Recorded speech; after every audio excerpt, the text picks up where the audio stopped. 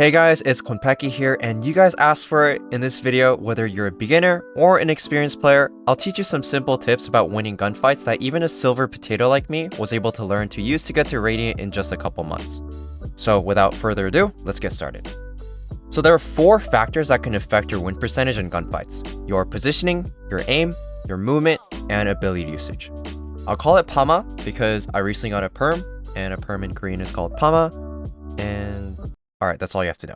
Interestingly enough, most of you guys wanted me to focus on the mechanical parts of winning gunfights, but I would argue that your positioning and ability usage matters more the higher you climb up in rank, so I'll briefly cover it as well in this video. As you climb up in higher ranks, the average time to kill gets shorter and shorter until it comes to a point where it's headshot someone or be headshot. Continuously working on your crosshair placement, reaction time, spray control, flicking, micro adjustments, and tracking can all help to decrease your average time to kill. Now, most people would stop here where they explain what each of these things are and they just tell you what to work on, which I do as well in some of my videos. However, there's a whole other side of the equation of winning gunfights that they miss out on, which is having great movement. If you have great movement, then it makes it much harder for your opponents to kill you, and thus you're actually increasing their average time to kill. So you're actually able to stay alive much longer during your fights and have more impact in your games. You should never try to compartmentalize these two things apart, but combine them even when you're warming up and practicing, because for at least half the game, you're either going to be pushing a site or retaking a site, which involves you having to move and shoot. So here's a step-by-step training guide that I put together that you can follow to quickly improve. For the first step, I'll be teaching you guys how to strafe and shoot.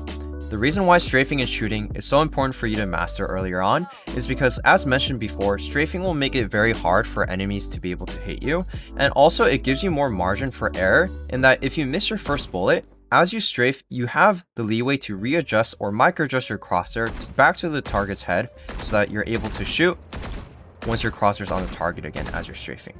So to practice and master this technique, I'll show you the step-by-step routine that I would do. So starting off at level 1, you want to get the timing down of your counter strafes. So starting off really easy, what you want to do is move left and right without shooting and give yourself a good amount of distance. And once you're giving yourself enough distance, what you want to practice is getting the timing down of the shots. And so this would be level 1. And as you start to get the timing down, you can slowly decrease the distance between each shot. And this would be level 3. And level 4, what it would look like is now we're actually going to use our mouse. So this whole time I wasn't really moving my mouse, but I was letting my whole direction keys do all the work. But now at level 4, what we can do is start tracking with our mouse as well and keeping our crosshair at one focal point.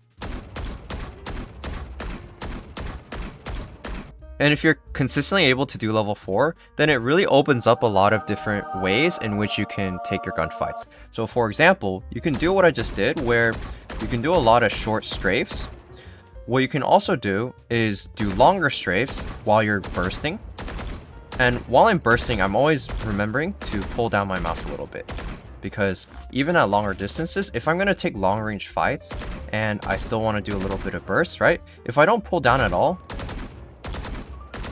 see how the bullets are flying way above? So you just want to make sure you're getting in the habit of also pulling down as you're strafing. All right. And you can also now mix in a bit of crouching too.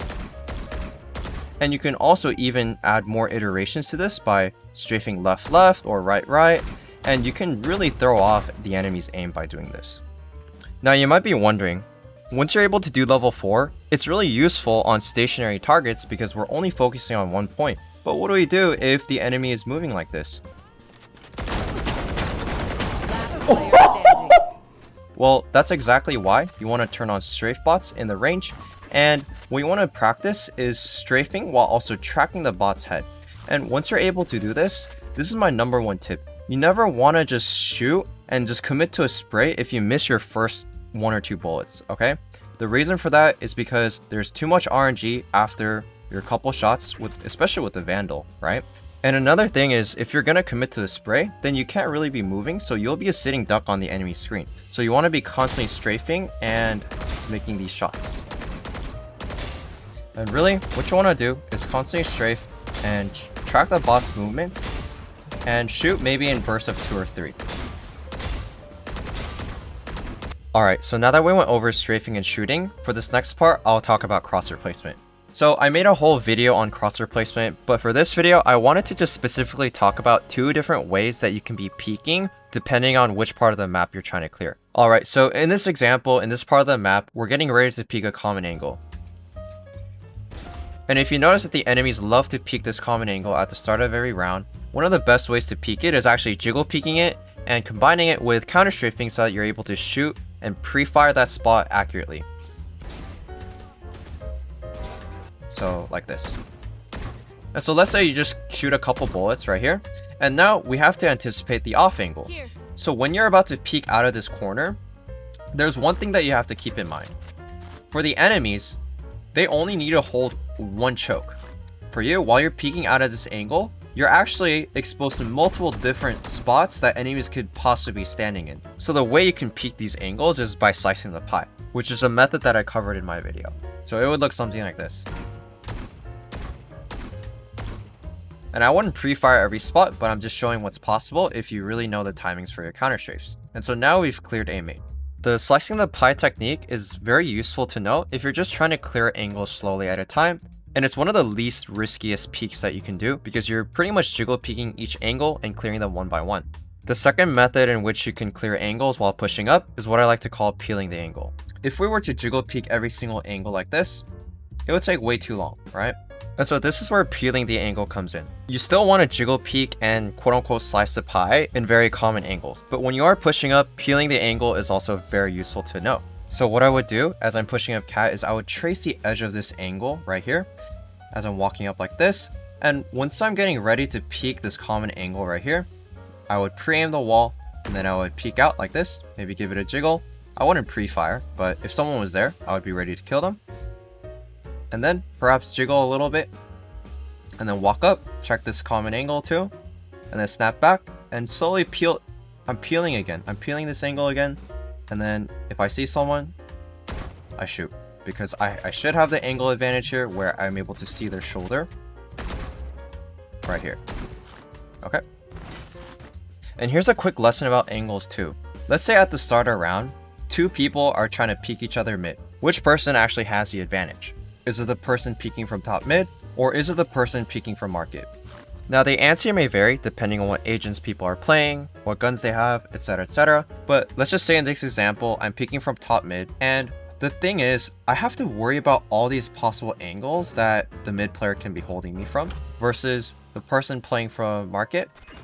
They could be standing here, they could be standing here, they could be standing here, and all they're focused on is this one spot, either the jump peek or the swing from the box. So theoretically, the person standing in bottom mid has a slight advantage because they could be holding top mid from any of these angles, and the person top mid can't haphazardly peek this angle because the bottom mid player can be standing in any of these spots. Alright, and now for the last 2 steps, I want to talk about positioning and ability usage. Your positioning actually matters a ton when it comes to approaching gunfights, because if you're exposed to too many angles all at once while you're peeking, then your odds of winning any gunfight goes down drastically. Because number 1, you'll be worried about all the possible angles that you could be peeked from. Secondly, if they do peek from an angle that your crosshair wasn't ready for, then you would have to make a big flick and you have a very low percentage shot that you're trying to make. So to avoid these 2 issues, you want to position yourself so that you can isolate as many angles as possible, and you can achieve that through your positioning and through your ability usage. So in this case, let's just say that we are retaking B site. The most common positions that attackers could be holding the site from would be hell, would be rafters, under rafters, back pillar, back site, or even B main. And when you're thinking about angles and positions that you have to clear on the site, you want to try to break it down into a step-by-step process. So first, the angle that I need to worry about is right here, if anyone's peeking me directly into CT. And now I'm going to pre-aim the spot right here, next to the box. Next, hell. And immediately, I'm going to snap up to heaven, this rafter spot. And now once I got to this position, enemies could be standing anywhere on top, on the bottom, and if I do decide to peek out right here, it's a 50-50 gamble. And on top of that, while I'm pushing out, now I'm exposed to back sight as well as back pillar. And so this is where abilities come in. A flash right here would be great. So if they shoot it, you know exactly where they're shooting from and you can swing out. And if they don't shoot it, you can push out with the flash. And notice what I'm doing right now. As I'm pushing up, I'm clearing back sight while I'm hugging this wall. The reason why I'm hogging this wall is because the player's back sight are most likely not going to swing out here to shoot me. If I just walk out straight out onto sight like this, now I'm exposed to this whole backside area and back pillar. Whereas if I had hugged the wall, then I'm safe from this pocket of the sight and I can clear all of back pillar by doing this with my teammates. The players back sight are very unlikely to actually peek out like this to kill me because most of the times they're worried about this angle right here, this back pillar area, and also rafters. And so if they peek out like this, they're exposing themselves to way too many angles at once. And so just by combining our abilities and just by our positioning, we're actually able to minimize the risk of dying while also improving the odds of us retaking the site, getting trades with my teammate, creating space, as well as by having good crosshair placement, I'm ready to swing out and kill enemies wherever they are. And notice how in this clip, I'm actually using the same exact wall, but on the other side to isolate my fights. Another great example of combining good ability usage and positioning to win more gunfights is through this KJ setup. We have this turret right here, and so anyone that comes out and walks out to the right side of the site will get spotted by this turret, and once the turret starts to shoot, I know exactly where the turret is shooting and I know exactly where to pre-aim and I can swing out and get a free kill. And if I know that the enemies are pushing me, I can pop these two mollies so that the enemies can't push the right side of the site. And so now all I have to focus on is on the left side. And once I've killed the guy on the left side, I can reposition myself to this off angle where I can now pick off the enemies that are pushing on the right side. And so by doing this, I'm playing off my utility, and even if it's not a KJ turret, you can set up bait and switch setups like this or crossfires with other teammates. If you thought the tips were useful in this video, please subscribe for more content like this. And also, I'm giving away a ton of free training drills and resources in my free Discord server, so come join for more Valorant tips. Or if you're over 18 and want to rank up 5 divisions within just 6 weeks, like our student Axis who hit Immortal in just 2 weeks of coaching, send me a DM with the keyword AIM in my Discord to learn more about my private coaching. Thanks for watching.